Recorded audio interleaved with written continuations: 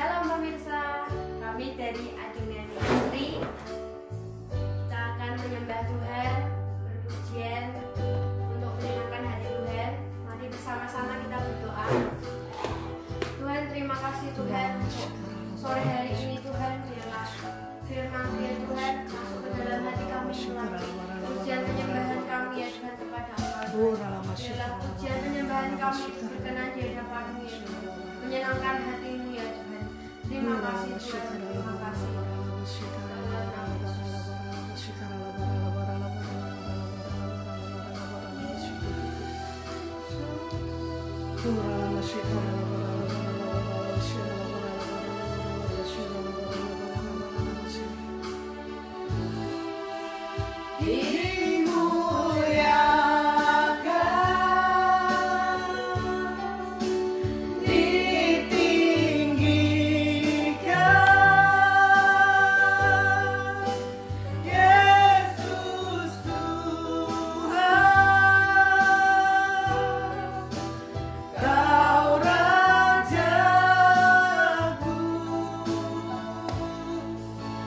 Yang bertata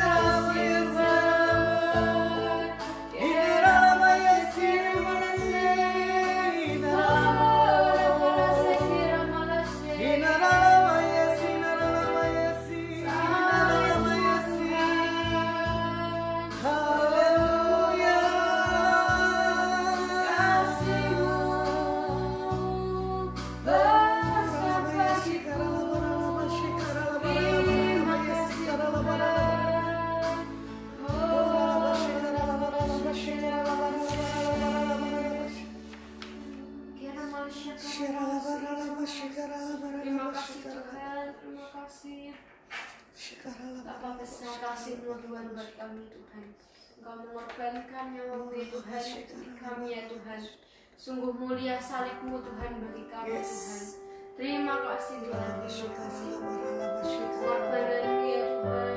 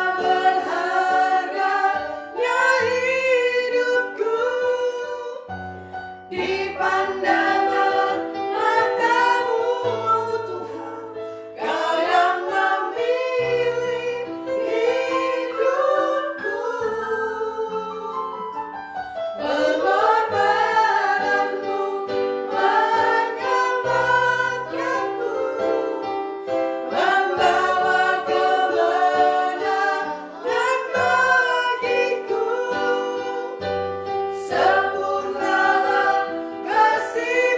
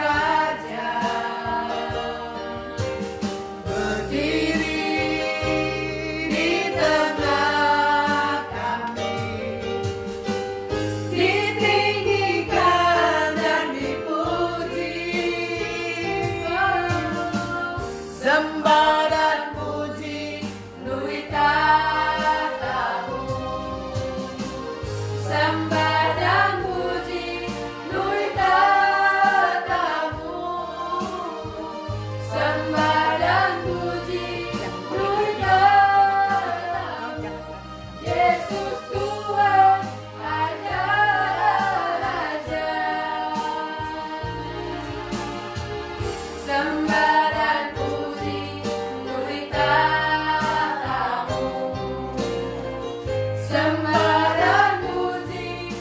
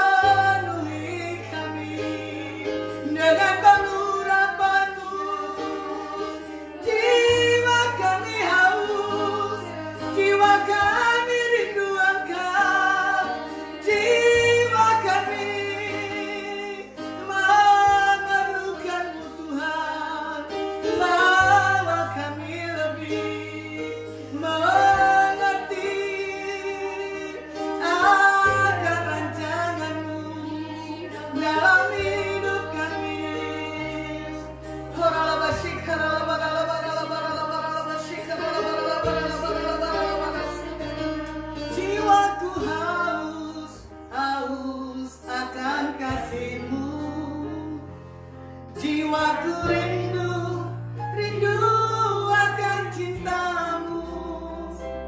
Siramilah tanah hatiku yang kering ini, agar cintamu bersemi di hatiku. Jiwaku haus, haus akan kasihmu, yes Lord. Jiwaku rindu, rindu akan cintamu. Siramilah tanah hatiku yang kering ini, agar cintamu bersemi di hatiku. Jiwaku haus, haus akan kasihmu. Jiwaku rindu, rindu akan cintamu. Siramilah tanah hatiku yang kering ini, agar cintamu bersemi di hatiku. Beri kami jiwa kami haus selalu akan Engkau. Biar kami punya kerinduan akan Engkau lebih dan lebih lagi Tuhan. Terima kasih buat kasih-Mu, buat kebaikan-Mu, buat penyertaan-Mu sepanjang hari bagi setiap kami. Tidak habis-habisnya kami katakan di hadapan-Mu Tuhan, Engkau baik, Engkau besar, Engkau dahsyat Tuhan. Kami bangga memiliki Engkau Tuhan yang dahsyat.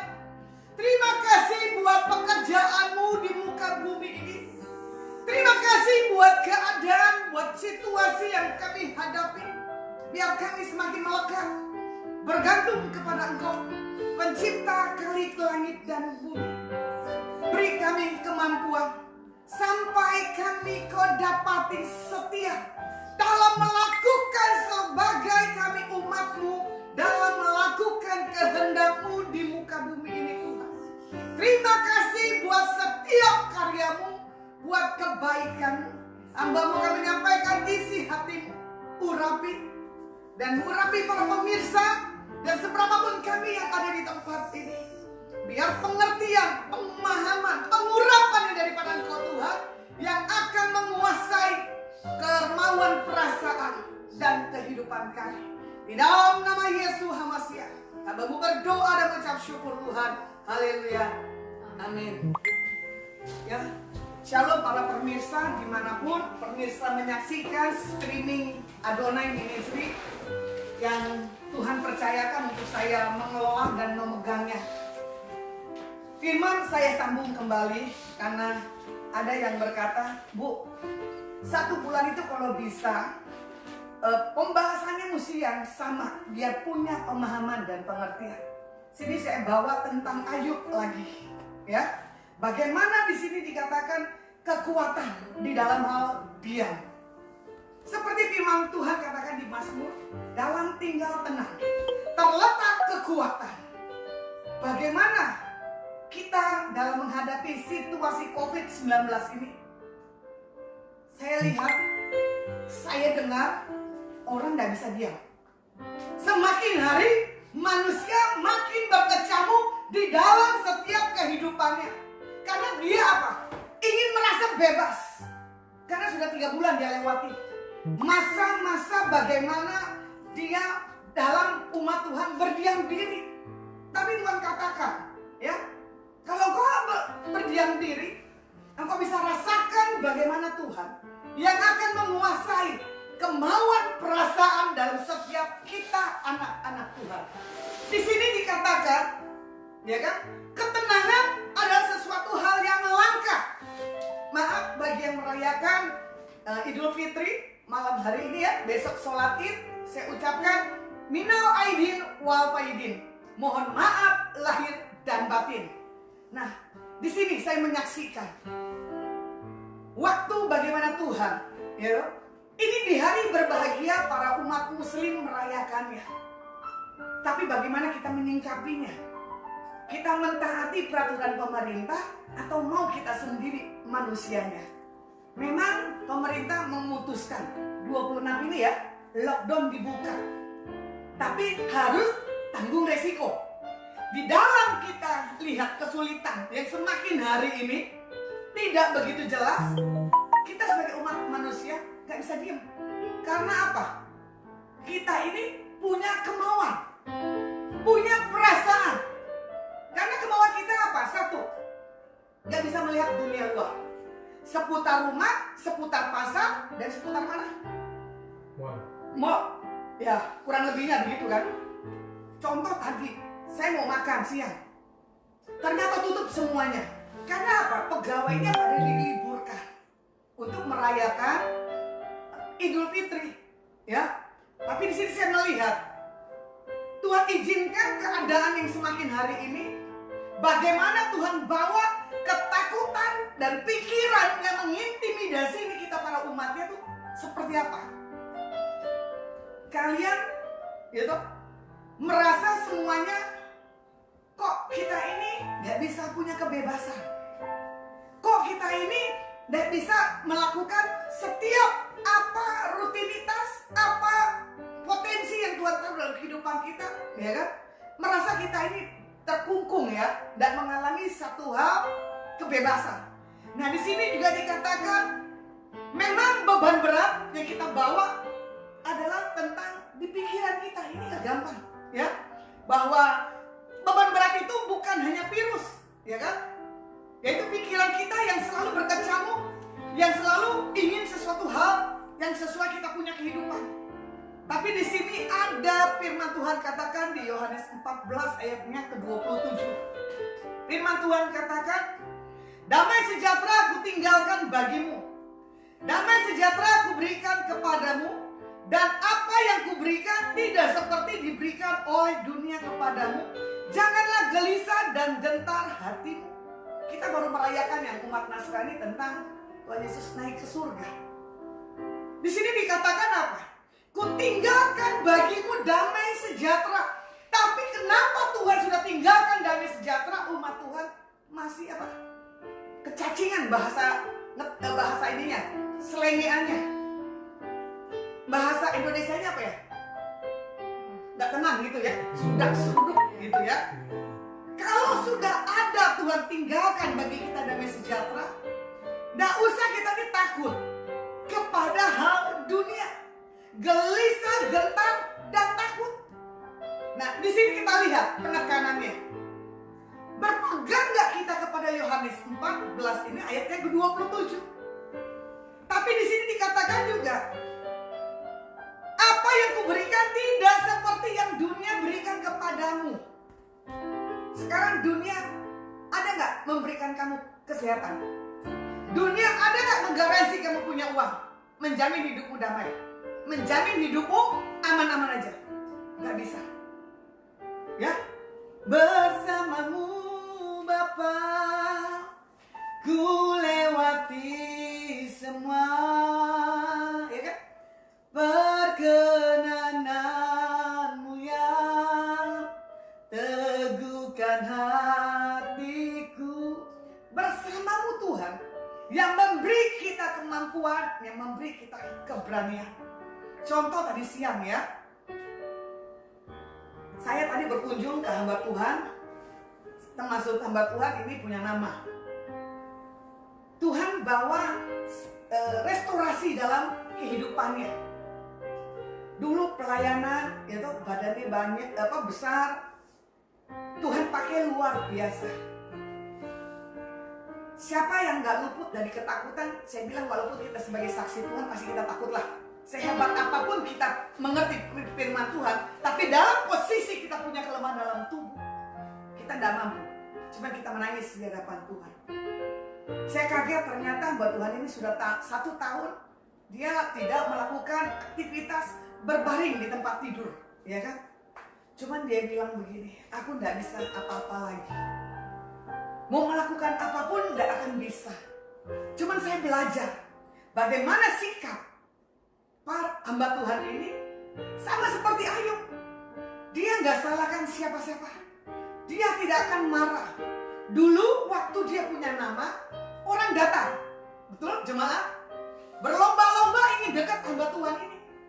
Tapi di saat hamba Tuhan ini mengalami satu titik kelemahan dalam tubuhnya, saya tanya tadi, ada enggak yang berkunjung? Saya juga bingung. Biasanya Lasma tahu akan kondisi saya. Kok Lasma 1 tahun enggak tahu kondisi saya? Saya bilang karena berita itu tidak sampai ke telinga saya. Kalau berita itu sampai ke telinga saya akan datang dan berkunjung. Sedikit saya kasih gambaran. Kebetulan ibu yang tadi saya berangkat tadi pagi, dia adalah yang dibaptis dengan bapak pendeta ini. Cuman dia bilang begini, saya dibaptis dengan bapak pendeta ini, Bu. Saya katakan bapak ini seorang bapak rohani saya.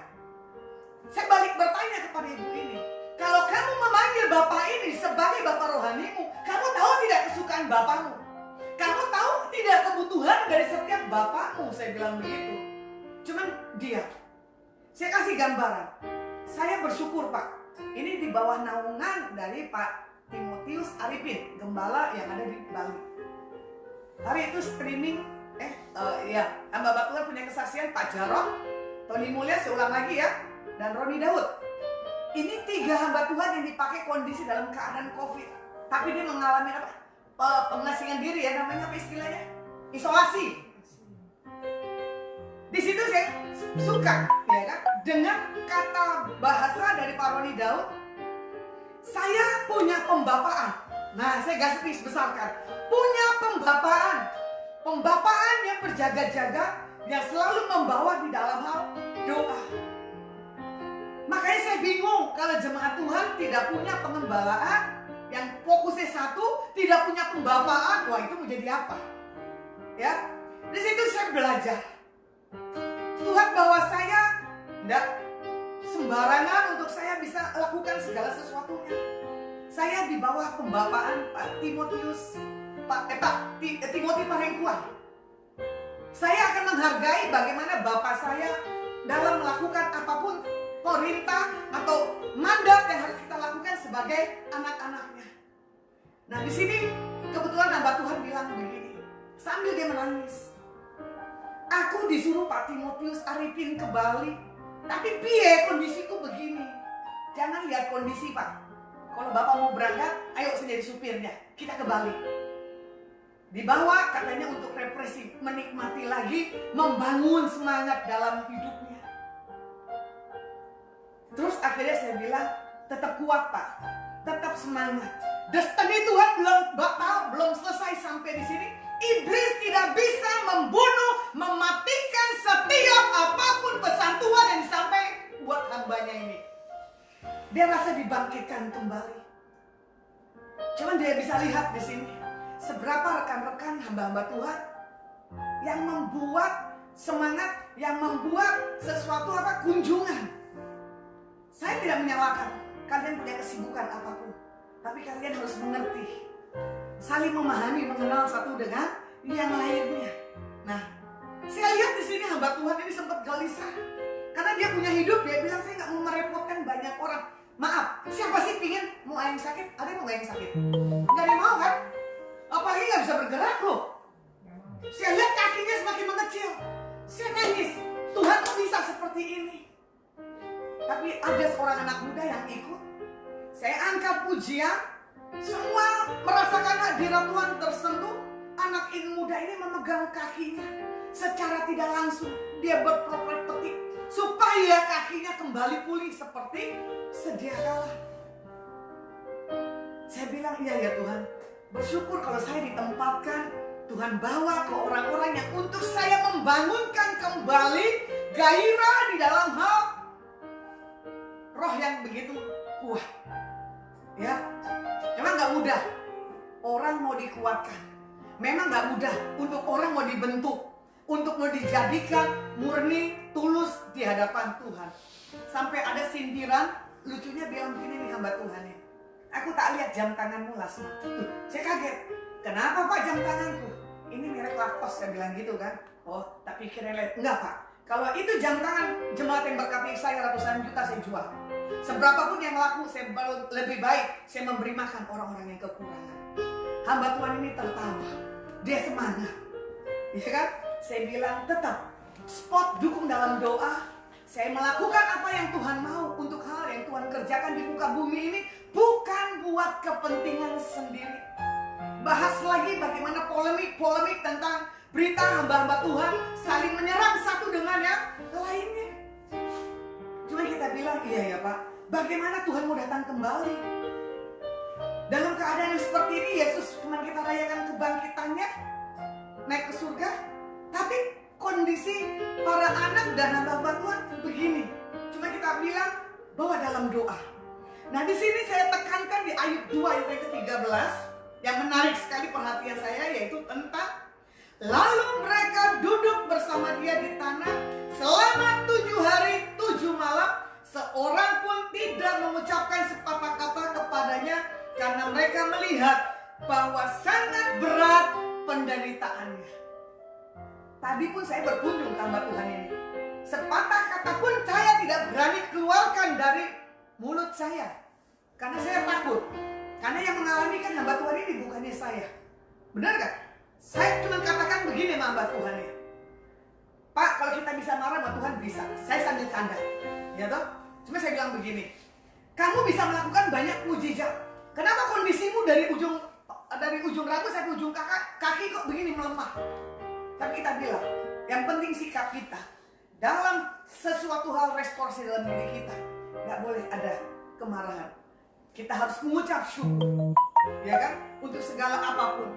Jadi di sini juga dikatakan teman-teman ini tidak banyak bicara, sama-sama duduk diam, ya toh, di tanah lagi. Saya tidak tahu ini di tanahnya istilahnya, maaf, ada tatakan nggak ya, misalnya gitu ya. Kalau sekarang kan duduk ketakutan karena takut virus, benar nggak? Mensterilkan dirinya masing-masing. Ya, kita mau berkunjung, dia bilang, ibu udah cuci tangan belum? Aduh Tuhan, ibu pakai masker. Masa di dalam ngobrol kita pakai masker? Kalau udah saya sakit dari awal saya mau masuk udah gak bisa melangkah ke sini dong. Benar gak? Suara saya gak akan lantang. Gejala-gejala orang kena COVID kan apa? Tenggorokannya ya sakit, sesak gitu. Tapi puji nama Tuhan, 3 bulan saya melayani, gak ada tuh apa-apa. Karena saya katakan bersamamu Tuhan, ku lewati semuanya. Keadaan kondisi apapun saya gak akan takut. Makanya kemarin juga Sabtu saya ketemu suami istri dan satu rekan yang dari kota lain berkunjung, baru ketemu saya, dia kaget. Tapi saya bilang begini, oke Pak, itu besok Idul Fitri di hari kedua ya kalau nggak salah Senin. Ayo kalau kita mau ke lokasi tanah yang saya harus doakan, kita berangkat. Nanti gimana Bu sama polisi? Kita berdoa. Saya akan keluarkan surat sakti saya supaya saya bisa lewati batasan polisi tidak larang. Ya kan? Biar kita punya otoritas, kita sama-sama puasa Pak, untuk kita dikasih bisa bergerak. Karena kita akan membawa integritas surga. Dan Tuhan akan melepaskan berkat buat Bapak ini. Ternyata waktu Tuhan sampaikan ke atas Bapak ini 7 tahun yang lalu, kamu begini, ternyata dia bilang begini, iya, sama yang ibu dapatkan seperti Samuel Dodi yang menyatakan 7 tahun ini kamu mengalami masa kesukaran. Bapak itu nangis, berlinang air mata. Dia punya uang. Jamin nggak sekarang? Enggak. Itu propertinya dia besar loh. Satu kota ini loh. Tapi nggak punya uang sama sekali. Tapi saya bilang, berharap kepada Tuhan Pak. Pembela Tuhan dia dan kami. Singkat cerita dia bilang begini. Ada mantan pendeta jadi paranormal. Kenapa bisa begitu Pak? Kisahnya ada nggak? Ada. Pendeta itu dapat sesuatu apa? Kayak wangsit tiba-tiba, ya kan? Dia bilang lebih hebat yang saya dapat daripada Yesusnya. Saya bilang darah Yesus. Kok bisa seorang pendeta murtad? Katanya tuh terkenal di Jakarta. Saya sampai penasaran. Terus disampaikan lagi isi hatinya. Ya ibu Tuhan pakai tadi sampaikan ini sama seperti mantan pendeta ini. Tak bilang kamu blokir itu mantan pendeta nomornya. Kamu jangan berhubungan lagi dengan dia.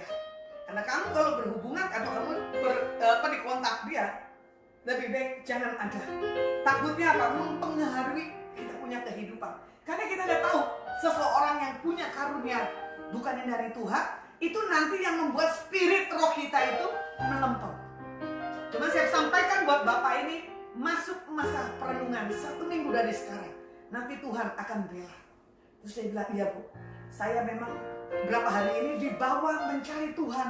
Sama seperti Ayub, ya kan? Dan dengan teman-temannya 7 hari itu nggak ngerti ngapain itu di tanah. Berarti kan berkotor-kotoran ya. Ayub borok, ya sampai bernanah, bener nggak? Kulitnya sampai apa? Terkelupas. Sama kayak kesaksian yang saya bilang, ibu itu punya kanker payudara. Nah kebetulan sini ada Bu Milka, ya toh, saksi hidup bagaimana saya pelayanan. Masih ingat gak Bu Milka? Ya kanker payudara, ibu di luar bilang bau amis, bau amis. Saya kan cium bau amisnya, ya toh. Bahkan saya menumpangkan tangan di atas payudaranya dia, yang ada darahnya, yang ada nanahnya. Karena sebelum saya melayani, saya bilang, Tuhan saya minta filter dari surga, bahwa penciuman saya tidak mencium apapun juga. Yuk belajar mengucapkan, minta hal-hal yang ada di surga biar turun dalam setiap kehidupan kita. Nah di sini juga Alkitab mencatat saat Ayub melewati penderitaan, ya kan? Tiba-tiba sahabatnya itu apa? Menghibur dan menguatkan. Hamba Tuhan ini juga gak ngerti kali ya, gak paham kalau akan dikunjungi. Cuman dikabarkan beritanya kemarin dengan Ibu Louis Immanuel, ya toh, kalau dia akan datang dan dia akan bersama dengan Lasma. Nah, di situ Bapak dan Ibu merasa ada semangat, ya kan? Karena kita nggak menganggap gitu loh. Kerohanian seseorang, pengalaman jam terbang dia lebih tinggi pelayanan, belum jaminan untuk dia mampu kembali. Polemik masalah kalau kita simpan sendiri tanpa ada dikuatkan dengan yang lainnya, ya nggak mungkin. Benar nggak? Saya kembalikan lagi kesaksian dari Ibu Milka, pemilik di mana saya tidur, ya toh. Dia mengalami prosesnya banyak. Tapi yang kemarin saya bilang, nggak pernah luput dari hadirat Tuhan. Mencari Tuhan, Tuhan bela. Saya tidak tahu proses selanjut dalam hidupnya, bagaimana untuk apapun keadaan yang membuat kerugian, ya toh. Tapi saya percaya, Bu Milka tidak mengalami kerugian. Saya minta Tuhan lipat kali gandakan, ya toh. Bagaimana apa yang sudah dilakukan Bapak dengan Ibu untuk pekerjaan Tuhan, nggak nanggung-nanggung. Bedanya Bapak nggak banyak bicara, Ibu banyak bicara. Bedanya Bapak kalau sudah ngomong, itu poinnya tepat, ya kan? Bapak itu orangnya diam-diam mengamati. Dia bisa melihat sikap seseorang. Saya syukur berhadapan dengan orang-orang yang punya intelek yang begitu tingginya, ya. Nah di sini juga dikatakan apa? Ayub dan teman-temannya berkata, tidak ada alasan lagi bertanya kepada Tuhan. Dan Ayub dan teman-temannya nggak komplain, ya kan? Nggak berkeluh kesah. Terus dia memilih, udahlah, menikmati aja apa proses yang sedang dihadapinya. Nah di sini juga dikatakan bagaimana penderitaan Ayub, dia tidak anggap suatu hal yang berat. Mungkin ada di antara kita yang mengalami sama seperti Ayub, ya, tapi tidak seperti gejala yang Ayub begini, habis total, ya toh, istri dan anak-anaknya. Kita cuma ada misalkan habis total dalam hal keuangan, ya toh, habis total di dalam hal permasalahan dalam hal keluarga diproses, gitu ya. Nah di sini juga mungkin di sini Tuhan ingatkan untuk setiap anak-anak Tuhan, minta kepada Tuhan yaitu kekuatan. Terkadang tidak ada penjelasan untuk setiap penderitaan ini ada apa. Terkadang penderitaan kita nggak mengerti bagaimana solusinya. Tapi kita harus jalani. Kita harus kuat, kita harus mampu. Ya, ini juga maaf, saya jujur.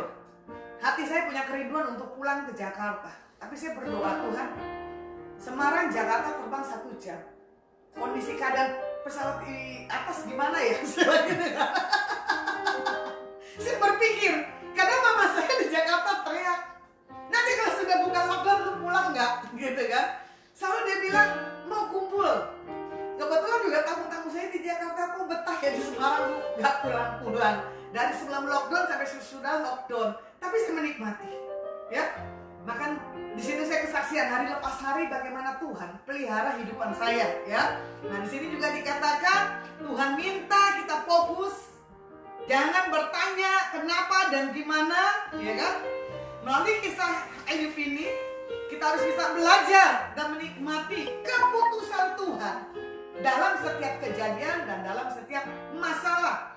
Ada 3 hal penting ketika kita belajar untuk kita diam, ya kan? Di situ ternyata ada kuasa yang kita putuskan untuk kita berdiam. Ada 3. Yang pertama, diam adalah sesuatu yang dikehendaki oleh Tuhan. Di Habakuk 2 ayatnya yang ke-20. Tetapi Tuhan ada di dalam baitnya yang kudus, berdiam dirilah di hadapannya ya segenap bumi. Yang Tuhan kehendaki berdiam. Di sini Tuhan minta apa? Yuk, segenap bumi berdiam di hadapannya. Kita diingatkan untuk kita mencari Tuhan, dan kita diingatkan sesuai firman untuk mengandalkan Tuhan. Bahkan firman Tuhan katakan apa? Terkutuklah, ya kan? Orang yang mengandalkan manusia, tetapi orang yang mengandalkan Tuhan, dia diberkati. Ini keputusan loh. Kita ini mengandalkan, kita punya kehidupan kepada Tuhan, atau kita mengandalkan penyembuhan tentang COVID ini, ya kan? Bahkan dibilang COVID ini adalah sesuatu hal binatang yang kecil ya, yang eksperimen diciptakan kan? Karena manusia kepintaran, dia lupa itu rumusnya bagaimana. Sementara Tuhan menciptakan dengan perkataan dan kuasanya. Manusia menciptakan dengan apa?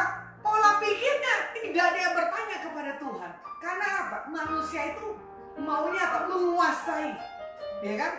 Sudah diberkati, pingin diberkati lebih.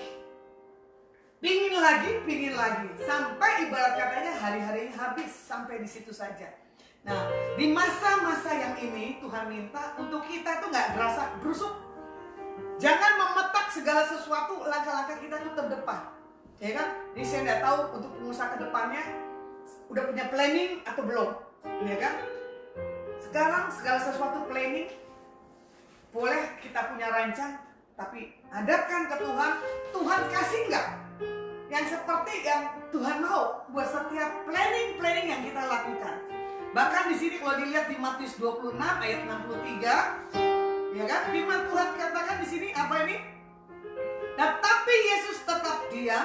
Lalu kata imam besar itu kepadanya, demi Tuhan yang hidup, katakanlah kepada kami, apakah engkau Mesias, anak Tuhan atau tidak? Di sini Yesus mengajarkan. Di sini Yesus melihat, membuktikan manusia yang dijumpainya percaya nggak? Tuhan yang diutus datang ke bumi. Bahkan maaf ya, manusia kadang nggak mengerti seseorang. Sama seperti Yesus waktu diutus ke bumi, manusia nggak ngerti kalau itu Tuhan. 100% manusia juga. 100% Tuhan, 100% manusia. Sama seperti kita manusia. Terkadang kalau kita berjumpa dengan pejabat, benar nggak? Kita punya hidup, rasa kita bangga. Bener dong? Apalagi foto dengan presiden. Berselfie, oh pasti dipasang. Walaupun kita berfoto. Coba, harusnya berfoto sebelum Pak Presiden jadi presiden. Kalian mau nggak? Belum tentu.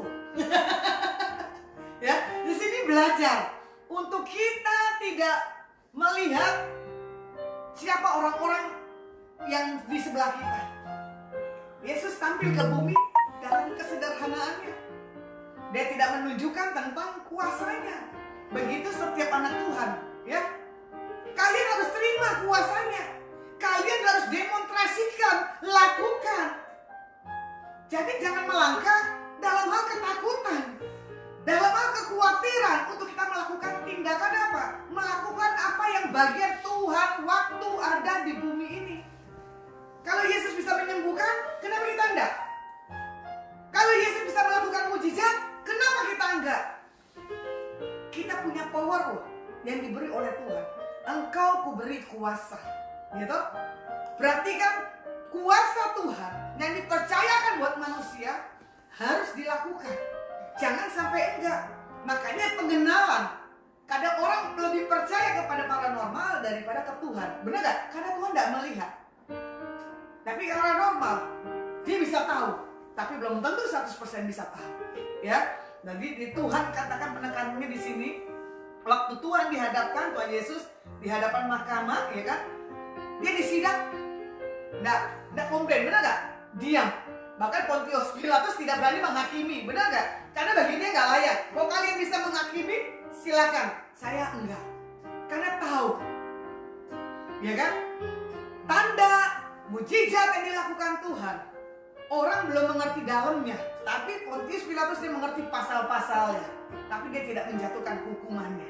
Nah di sini Tuhan katakan buat sore hari ini, teladani Yesus.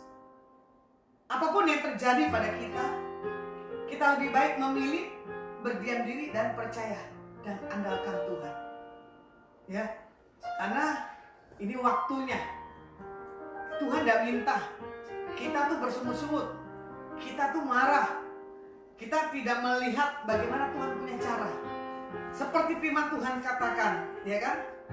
Siapa menghina sesamanya tidak berakal budi, tetapi orang yang pandai berdiam diri. Nah ini bedanya ya.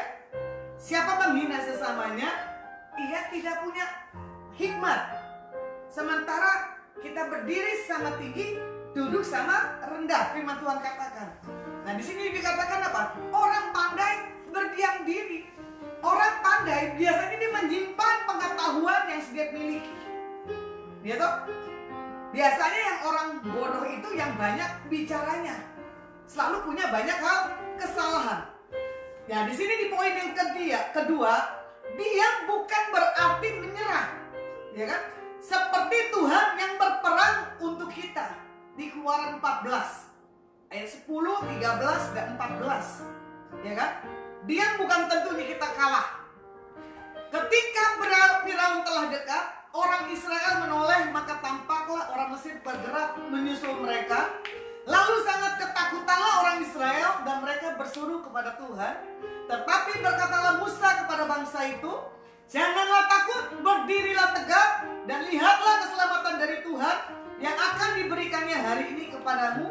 Sebab orang Mesir yang kamu lihat hari ini tidak akan kamu lihat lagi untuk selama-lamanya. Tuhan akan berperang untuk kamu dan kamu akan diam saja. Bagaimana kisah ini berbicara tentang bangsa Israel yang dikejar pasukan Mesir karena mereka ketakutan, ya kan? Dihadapkan pada situasi di mana saat ini merasakan ketakutan, tapi firman Tuhan katakan tetap, jangan takut, percaya. Janji Tuhan bagi setiap kita adalah ya dan amin. Singkapi kejadian yang kita alami dengan cara sikap kita yang benar dan diam. Ya, di sini juga dikatakan tetap berdiri. Bahwa apa yang kita lihat hari ini Tuhan akan tuntaskan dan Tuhan akan lihat lagi bagaimana Tuhan untuk berperang buat kita kalau kita diam di dalam masuk doa pujian penyembahan dan puasa. Itu bagus sekali. Ya kan 4. Kalau gembala saya bilang apa? PPW, Pray, Praise and Worship. Kesukaan gembala yang saya ikuti gerejanya adalah orang yang suka memuji dan menyembah Tuhan. Orangnya diem. Kalau dia jalan pun juga sama. Kalau gembala saya bisa ngomong banyak, ya itu udah mujizat. Sama saya seperti punya Dedi. Dedi saya juga orang yang banyak bicara, tapi dia punya hikmat buat setiap anak-anak rohaninya diamat-amatin dengan mata rohani yang daripada Tuhan. Sejauh mana anak rohaninya bertumbuh, sejauh mana anak rohaninya dalam mengalami permasalahannya. Ya, di sini juga dikatakan kita nggak boleh putus untuk diam. Kita harus tahu bukan untuk menyerah. Kita putuskan untuk diam bukan berarti kita tidak melihat cara Tuhan membela hidup kita. Di sini juga dikatakan kekuatan kita ada di dalam hal berdiam. Setelah kita berdiam, baru kita lihat Tuhan yang berperan menggantikan apapun pergumulan setiap kehidupan kita. Kalau kita lihat lagi di Ulangan 20 ayat yang ketiga dan keempat, seperti firman Tuhan katakan, dengan berkata kepada mereka, dengarlah hai orang Israel, kamu sekarang menghadapi pertempuran melawan musuhmu. Janganlah lemah hatimu, janganlah takut, janganlah gentar, dan janganlah gemetar karena mereka. Sebab Tuhan Allahmu, dialah yang berjalan menyertai kamu untuk berperang bagimu, melawan musuh-musuhmu dengan maksud memberikan kemenangan bagimu. Di sini dikatakan apa? Kemenangan ini ya dan amin. Dan Tuhan ingatkan untuk 4 hal ya penekanannya di sini. Yang pertama, jangan engkau. Yang pertama adalah jangan kau lemah, hatimu rapuh. Yang kedua, jangan lemah, yaitu takut. Ya kan? Sesuatu yang dianggap ini bencana, ini satu hal kutuk. Ya kan? Itu enggak juga. Yang ketiga, bagaimana tentang gentar, kekhawatiran, ya kan? Tidak tenang. Nah, kalau orang yang gentar, dia dikuasai ketakutan sehingga dia nggak bisa berpikir. Jadi orang yang gentar ini adalah orang yang tidak menguasai dirinya. Yang keempat adalah gemetar. Kata sifatnya adalah membuat lebih spesifik. Dia memperjelas untuk kita tuh nggak boleh melihat segala sesuatu dengan hal ketakutan. Seperti bangsa Israel ya, gemetar waktu dia tahu sedang menghadapi tentara Mesir. Dia nggak percaya Tuhan yang bela, Tuhan yang berperang, ya kan? Bahkan untuk setiap keadaan virus, kita pun nggak boleh takut dan kita pun jangan gemetar, ya. Virus itu hanyalah sekedar apa ya? Penyakit binatang. Walaupun maaf belum diketemukan, tapi kita percayalah, tidak ada sesuatu hal terjadi dalam setiap kehidupan. Dalam keadaan krisis yang seperti ini, ya kan, keadaan ekonomi, resesi global itu pasti terjadi. Kita sebagai anak Tuhan kita harus tetap berdoa. Tuhan ingatkan buat setiap kita untuk tetap berpegang pada janji Tuhan. Nah, janji Tuhan, Tuhan akan berperang. Ada 3 hal lagi di sini yang Tuhan katakan memberikan kemenangan dalam setiap kita. Adalah kita tinggal diam, terletak kekuatan kita di Ratapan 3 ayat yang ke-26. Adalah baik menanti dengan diam pertolongan Tuhan. Ya. Nah ini, baiknya kita menanti berapa lama dan gimananya, lebih baik kita diam. Pasti ada pertolongan Tuhan. Seperti di Yesaya 30 ayat yang 15. Beginilah firman Tuhan, Ya Maha Kudus, Tuhan Israel, dengan bertobat dan tinggal diam, kamu akan diselamatkan. Dalam tinggal tenang dan percaya, terletak kekuatanmu, tetapi kamu enggan. Nah, diam dan tenang di sini terletak kekuatan, tapi orang lupa. Di ayat terakhir berkata apa? Enggan, tetapi kamu enggan. Orang yang enggan adalah orang yang tidak tenang dan orang yang tidak punya kekuatan. Banyak orang memilih gerasa, gursu untuk mematahkan segala sesuatunya ke depan, tetapi semuanya itu tidak ada hasilnya. Ya, karena itu sia-sia. Kalau mau dilihat lagi, bagaimana di sini kesaksian mama saya udah bosen deh di rumah. Mama udah bosen nih di rumah, Las, gimana caranya ya? Saya bilang, mah keputusanmu. Kalau kamu mau keluar dari rumah silakan. Saya bilang gitu kan. Tapi nggak bisa ngapa-ngapain. Bayangin, mama saya kan kakinya lincah sekali, ya kan? Hari-hari selalu dia kontrol ke rumah sakit karena dia pegawai apa? Dia punya BPJS seorang istri dari pegawai negeri, gitu kan? Dia selalu menikmatinya. Cuma saya bilang gini, mah, untung ada COVID-19. Kalau enggak, kamu tiap hari ke rumah sakit. Tapi saya lihat tidak ada COVID-19, kamu nggak ke rumah sakit. Coba lihat pemeliharaan Tuhan, ya kan? Cuma kamu disuruh diam aja, kok ya susah sih gitu. Ya kan? Paling kalau saya lagi telepon video call, saya bilang, kenapa tuh ada koyok di sini? Gue pusing. Pusing kenapa? Pasti stres nih, saya bilang gitu kan. Nikmatin aja, mah. Masuk masa perendaman di hadapan Tuhan. Ya kan? Cuma mama saya dia cuma begini. Seputar rumah, depan, belakang, naik tangga, seputar rumah, naik tangga, gitu kan. Sama seperti ibu Milka, ya tuh di mana yang saya tinggal. Aku gak kemana-mana, Bu, aku di rumah aja. Bagus lah, Bu, gitu kan. Nah kebetulan sini ada putranya Samuel, selalu komplain sama mamanya, tukang makan, ini anak masih muda, jago masak. Masakannya keren, bikin kuenya pun juga keren. Kadang kalau saya makan siang atau makan malam, dia bilang begini, Bu Lasma, yuk kita makan. Makan apa? Mamamu kasih izin gak keluar? Saya bilang gitu kan. Tapi ini anak tadinya gerusak-gerusuk, bisa tertib tuh 3 bulan gak keluar-keluar. Saya bisa bayangkan ini anak gak mudah.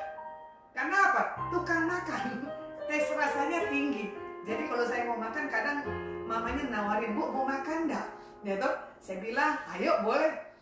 Saya pikir gak ada ini putranya. Pas saya lihat di mobil, aduh Tuhan, ternyata ada putaran Bu. Ini pola makan kita berubah lagi. Ya kan? Mamanya pintar masak, tapi anaknya masih komplain kurang mau makan di luar. Saya bilang sabar dulu sampai nanti situasinya membaik. Siapa yang nggak pingin, gitu? Menikmati lagi masa-masa seperti dulunya. Ya, di sini juga dikatakan saya bagikan tentang bagaimana kita harus menikmati dalam berdiam seperti di Matius 14 ayat 26-27. Ketika murid-muridnya melihat dia berjalan di atas air, mereka terkejut dan berseru, "Itu hantu!" Lalu berteriak karena ketakutan. Tetapi segera Yesus berkata kepada mereka, "Tenanglah, aku ini, jangan takut." Muridnya aja nggak tahu, ya kan? Dia nggak percaya Yesus bisa lakukan banyak mujizat. Kenapa dia masih takut murid-muridnya? Karena dia melihat masih sisi dunianya, ya kan? Pikirannya. Kalau saya ada di situ di atas perahu bersama dengan Yesus, dia mau tenggelam, mau terhanyut, ya silakan. Contoh tahun 98 kalau tidak salah ya, saya penginjilan diutus pergi ke Pulau Enggano. Dari Bengkulu, kalau saya mau naik kapal yang jelek, gitu, dengan binatang itu, dengan manusia-manusia yang gak jelas kayak ikan deng-deng gitu kan, pala ketemu pala, kaki ke sana, gitu. Saya nggak harus ngalamin naik kapal mesti 4 jaman lebih di batasan Samudra Hindia, ya kan? Tapi di satu titik hari itu kapal yang jelek nggak lewat, yang lewat kapal feri. Tapi di situ saya sewa dengan tim, tiba-tiba kapal yang saya naikin itu tengahnya bocor. Saya teriak, "Tuhan, kalau saya mau mati di tengah Samudra Hindia ini silakan. Keputusanmu dalam setiap kehidupan saya melayani Tuhan." Bayangin loh, situ tas saya selama 1 bulan saya diutus di Pulau Enggano. Saya minta buang, sambil saya bingung kenapa ini orang kapal pakai apa besiul ya. Ternyata dia mendatangkan apa lumba-lumba. Saya udah ketakutan, lumba-lumba kiri dan kanan.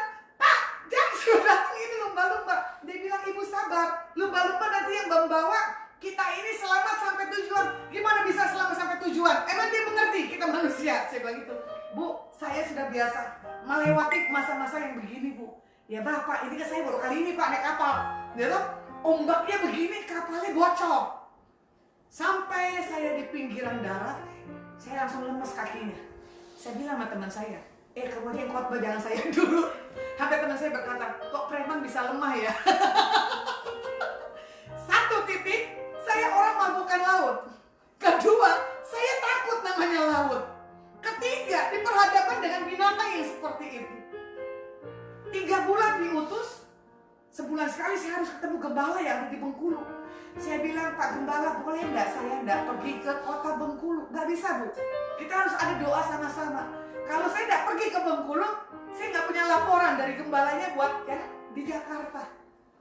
Setiap saya pulang dan pergi Bengkulu, Enggano, dan kalau saya lemas, cari kapal yang jelek aja deh. Kalau bisa gitu kan. Mundurin aja pelayanan yang ada di situ. Nah, udah begitu saya punya pelayanan, dia tuh di tengah hutan. Sekarang motor Thunder ya. Dia tuh buat bawa-bawa barang ya. Tosa apa Thunder lah gitu kan. Dulu bayangin, istilahnya motor biasa dibikin kayak box begitu ya, kotak. Kita tuh jalannya berapa kilometer saya lupa. Kita tuh para utusan berdiri di situ, motornya jalannya pelan.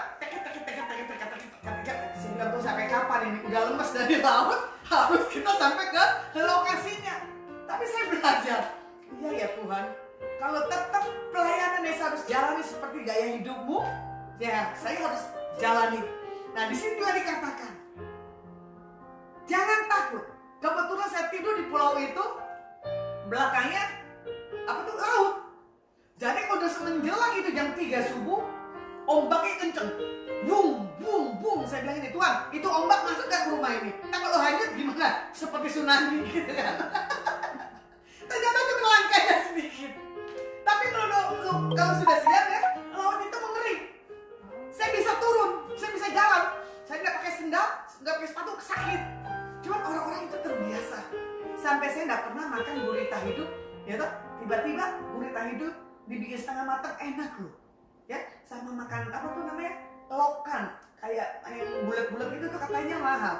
Dan saya bisa makan kura-kura yang sebesar meja makan gede gitu kan. Ternyata daging kura-kura enak. Daging rusa pun juga enak. Saya bilang iya ya Tuhan. Berarti saya orang Manado kedua sudah menikmati semua binatang berkaki 4 dimakan kecuali apa? Kaki meja. Nah, di dalam kisah di atas, ya toh, kita belajar perahu murid-muridnya diizinkan Tuhan diterpa angin, sakal dan badai supaya untuk menolong setiap kehidupan kita. Nah, di sini juga dikatakan murid-muridnya yang biasanya takut setelah mengenal Yesus, dia gak jadi takut, ya kan? Dan dia percaya.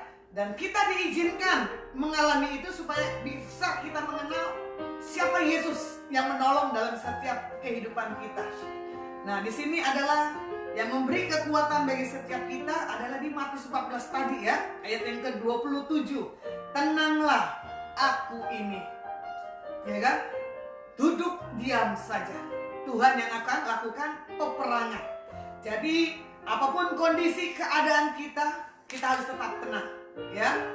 Di sini juga dikatakan apa? Angin ribut aja Tuhan bisa redahkan, ya.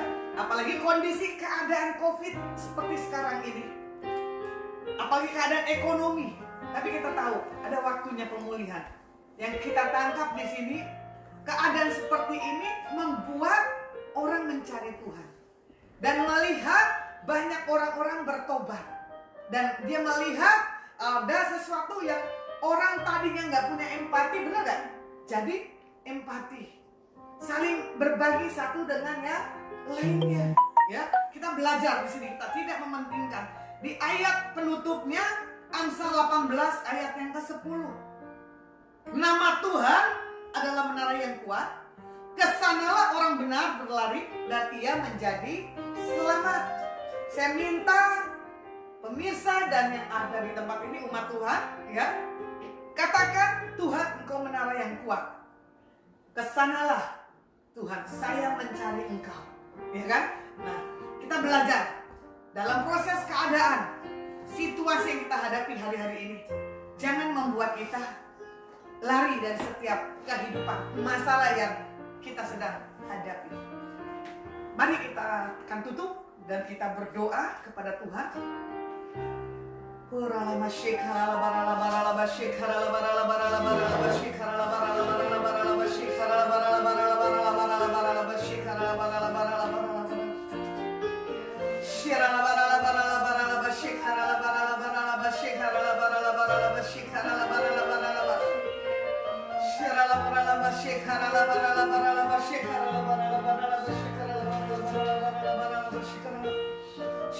Kita angkat pujian, dimuliakan, ditinggikan. Oh Jesus, Jesus, Jesus.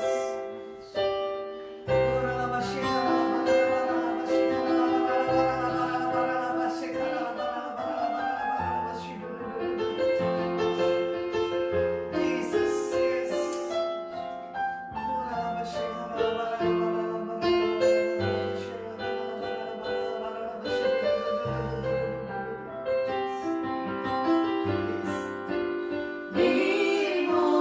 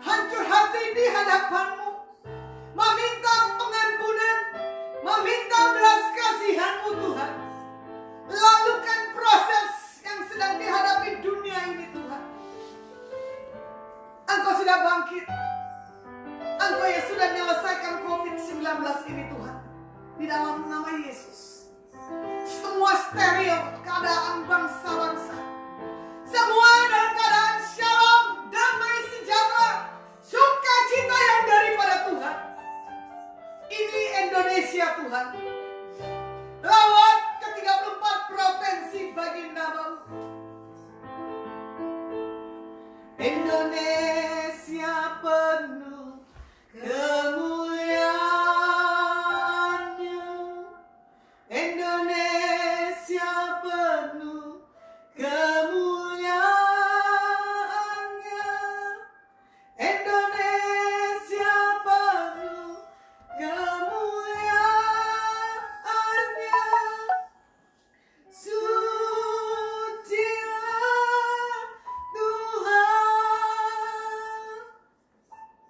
Indonesia penuh kemuliaannya. Indonesia penuh kemuliaannya. Indonesia penuh kemuliaannya. Sucilah Tuhan Indonesia. Indonesia penuh kemuliaannya. Indonesia penuh kemuliaannya. Indonesia penuh kemuliaannya. Sucilah Tuhan, katakan Indonesia. Indonesia penuh kemuliaannya. Indonesia penuh kemuliaannya. Indonesia penuh kemuliaannya. Sucilah Tuhan Indonesia. Indonesia penuh. Ya Tuhan, kami menantikan Indonesia kemuliaan-Mu nyata. Kami nantikan Indonesia dilawat oleh Tuhan. Kami nantikan Tuhan. Indonesia penuh pertobatan. Indonesia penuh keselamatan. Indonesia mengenal Engkau Tuhan. Ini Indonesia Tuhan.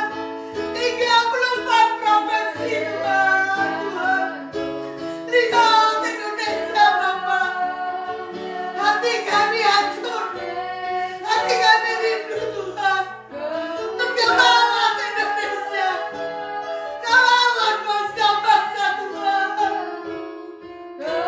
Lihat seruan kami Tuhan. Sucilah Tuhan bangsa-bangsa. Bangsa-bangsa.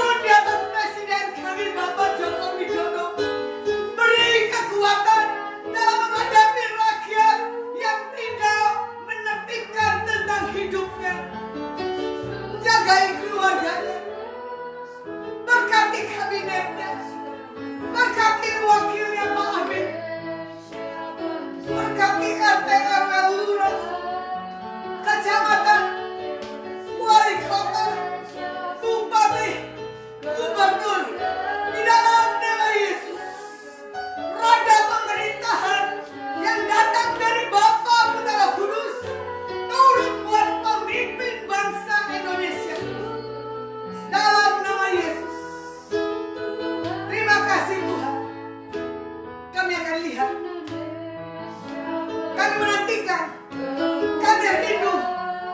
Sudah terjadi pergerakan, sudah terjadi lawatan yang tidak kami pikirkan, sudah terjadi di depan mata. Banyak jiwa-jiwa bertobat, banyak jiwa-jiwa berlutut, berseru, Yesus adalah Tuhan. Terima kasih Tuhan, terima kasih. Hamba-Mu selesai berbicara. Berkati pemirsa, berkati seberapapun kami yang ada di tempat ini.